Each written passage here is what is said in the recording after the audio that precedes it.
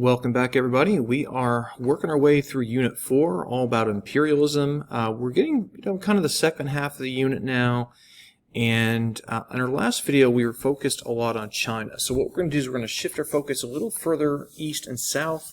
We're going to look at the region we just simply call Southeast Asia, and also some areas out in the Pacific that were involved in imperialism. So let's take a look at the first topic here.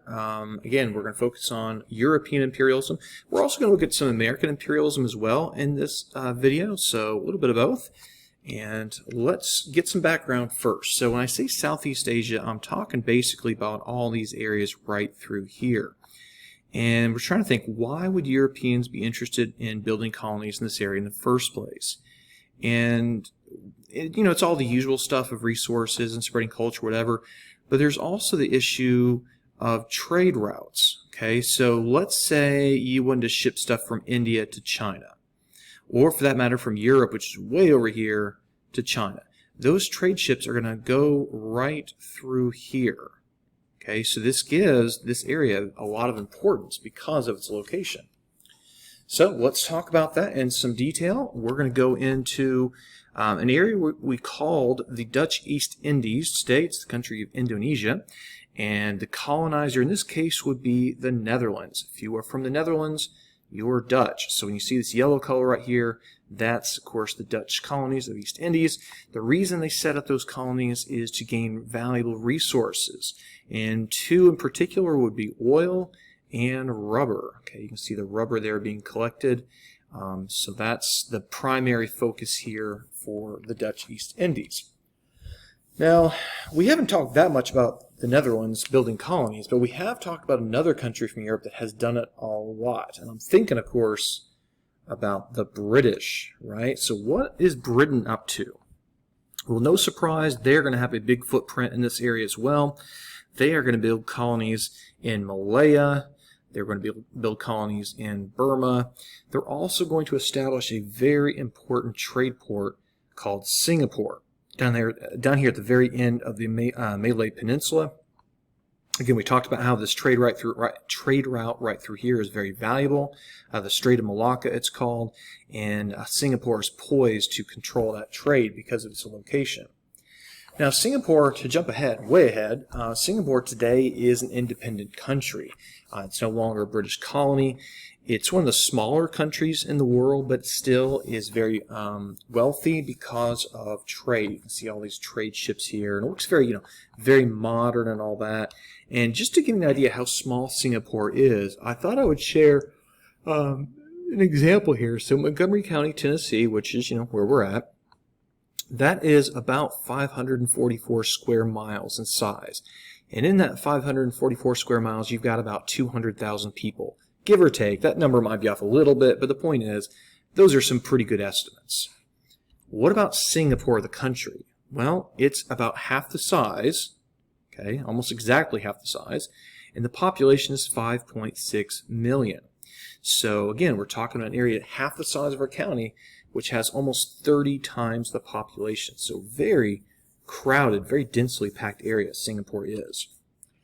Now, if Britain is busy building its global empire, we know they're going to have rivals, and their biggest rival was France. And for France, this is going to be one of their most important colonies in the world. It's called French Indochina. This would include the modern-day countries of Laos, Cambodia, and Vietnam. So obviously, when we come back to the Vietnam War in the 1950s and 60s and 70s, later, and during the Cold War unit, we will revisit French Indochina for sure. Now, as kind of a general note, the colonies of Southeast Asia specialize in exportation of cash crops. Okay, things like rice and tea. Also raw materials like oil. This cash crop up here might surprise you. Believe it or not, this is coffee. The coffee bean is inside the thing they call the cherry. So again, the bean's inside, the bean is roasted and ground, and that gives you coffee. All right, now what about Siam? If you look at this map, you'll notice that Siam is brown, which means independent state. And it's the only one you see on the map. So something obviously happened here that's a little bit different. And by the way, we don't call it Siam today. The country is called Thailand. But if you've ever heard the term Siamese, that's where it comes from. All right, so what happened with Siam? So the kings of Siam came to the realization, much like Menelik II of Ethiopia, that the way to maintain independence from Europeans is to modernize. Okay, so Siam's going to have a crash course of modernization. They're also going to, use the pretty logical argument that, Britain and France, you guys are rivals, and if you both start fighting over me, you might go to war. It's not worth it. Just let me be kind of this neutral zone, this buffer zone between your empires. Siam was never colonized. Again, it's one of the few countries we can say that about, and they're very proud of that in Siam, or again Thailand we call it today. They're still a monarchy today. In fact, that's the current king right there, Rama X. All right, so now we're going to move to the east. We're going to jump across the South China Sea and talk about the Philippines. And if you're not up on your geography terms, that's fine. But the Philippines, guys, is a great example of what we call an archipelago. An archipelago, easy for me to say, right? Archipelago is a group of islands that all kind of function as one unit. And that would be the Philippines. So let's talk about how they gain independence and then how they lose that independence to the United States. So the Philippines were first colonized and claimed by the Spanish way back in the 1500s. And so as we get to the late 1800s, the people of the Philippines, we call them Filipinos, had been under control from the Spanish for centuries, and frankly, they were tired of it. So nationalism was growing. They want to get rid of Spanish rule. They launch a rebellion, and this rebellion is led by Emilio Aguinaldo. Emilio Aguinaldo, a big-time, hero in Philippine history. Now, at the same time the Filipinos are fighting for independence against the Spanish find themselves in a war with America. We call it the Spanish-American War.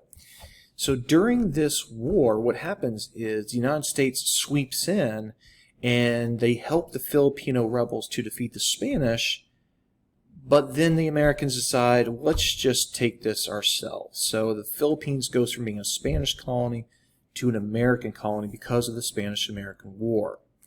And, why was America doing this? Well, we're going to look at a political cartoon first, and then we're going to read the words of our president at the time, who happens to be this guy right here, William McKinley. And you'll see the title of the magazine cover. It says, "The Filipinos' First Bath." And so you see it says education right there. It's kind of hard to see it, but he's basically bathing this Filipino child in so-called civilization, right? Now remember, we talked about this thing called paternalism at the very beginning of our unit, this idea of seeing non-Westerners as little more than children. You can definitely see it going on right here. See, this says Cuba, this is Puerto Rico. And, the idea behind here is that Americans feel like this responsibility to, again, air quote, civilize the Filipinos. Now, let's get some words to back that up. So President McKinley explained his decision to take the Philippines, and he basically said he wasn't quite sure what to do. He was kind of pacing the halls of the White House at night. He was praying about it, and he told a group of people that basically God gave him a sign, and he said, and these are his words, "There is nothing left for us to do but to take all the Philippines and to educate the Filipinos," there's the education, "and uplift and Christianize them." So, if you're a Filipino nationalist and you didn't want to be ruled by the Spanish, you can imagine you're probably not going to be thrilled about being ruled by the Americans either. And so, you may not be able to defeat the Americans on the battlefield, so you got to turn to kind of Plan B. And Plan B is to launch a guerrilla war, okay, a rebellion against the Americans. This is known in history books as the Philippine Insurrection. Insurrection is just a fancy word for rebellion. This war is going to cost way more lives than the war that kicked the Spanish out, the Spanish-American War. It's going to claim many American lives and way more Filipino lives. And in the end, the Filipinos are unsuccessful. Emilio Aguinaldo was captured. The rebellion kind of fizzles out, but again, not before massive destruction. And, frankly, some pretty shady tactics here carried out by some Americans. What this is, they called it the water cure, and basically it's a way of, getting information from someone by forcing water down their throat until they give you the information that you think you need. So the Americans were never super comfortable being an imperial power, and this is partly due to our own history of being a colonized country at one time. And so as soon as we get the Philippines, there's a lot of people saying, let's give them their independence back. And that will not occur until 1946, which is right after the end of World War II. By the way, a guy who will become president one day down the road, William Howard Taft, he was a governor of the Philippines, and by all accounts did a pretty good job there. He really got along well with the Filipinos. They seemed to like him as well. And there he is, looking ridiculous on a water buffalo. All right, now let's look at Hawaii. And, of course, if you don't know a whole lot about Hawaiian geography, that's okay. This island, of course, the big island, is the one that's actually called Hawaii. This one right here is where the capital city of Honolulu is on. It's called Oahu. And that right there is something we're going to talk about next semester. That's Pearl Harbor. Something kind of important happened there in 1941. So why would Americans be interested in Hawaii in the first place? Well, if you look at the map, the answer is pretty clear. Hawaii is right in the middle of the Pacific Ocean, the biggest ocean on planet Earth. It's right there along trade routes, so it's a perfect place to build a colony if you want to trade across the Pacific Ocean. So let's talk about Hawaii's story. Again, its strategic location was right there. Americans came to see Hawaii is almost like just an extension of America. Americans began moving to Hawaii. They started opening up plantations to grow sugar and pineapple and other tropical goods. And Americans also feared that, let's go back to the map here, that if Americans didn't claim Hawaii, then Japan might. And Japan was an up-and-coming power at this time in the world, and certainly a country that Americans felt a little uneasy about, that they might decide to try something in the Pacific. And so by having Hawaii, that will help us out and hurt the Japanese, which is the subject of this cartoon, right? We're going to claim Hawaii to put out Japanese ambition. Now, it turns out Hawaii was not just sitting empty, ready for Americans to take it. In fact, it was an independent country with a monarchy, with a queen. And there is the last queen Hawaii is going to have, Queen Liliuokalani. And she was not thrilled with the efforts a lot of Americans were making in kind of claiming Hawaii. And ultimately what's going to happen is there's going to be a rebellion of these Americans, many of whom were, again, wealthy sugar planters. They're going to rebel. They're going to overthrow the queen and seize control of the country. And Hawaii remained an independent country for several years until it was eventually annexed or added to America. And that will occur in 1898. And the reason it happens in 1898 is this is in the context of the Spanish-American War, and we thought, hey, we've got to take Hawaii. It's necessary to have that extra, naval base and trade port and all that kind of stuff. All right, guys, so that is it with our look at imperialism in Southeast Asia. We talked a little bit about countries like Siam remaining independent. We also looked at areas that have been colonized, like Burma and the Dutch East Indies. And we also looked at the case of the Philippines and Hawaii both becoming American colonies. So Americans, we were involved in this whole imperialism thing as well. Maybe not to the extent the British or French were, but we certainly got in on the game as well. All right, that's it for this video, guys. We're almost at the end of the unit. Stay tuned. We'll cover a little bit more imperialism.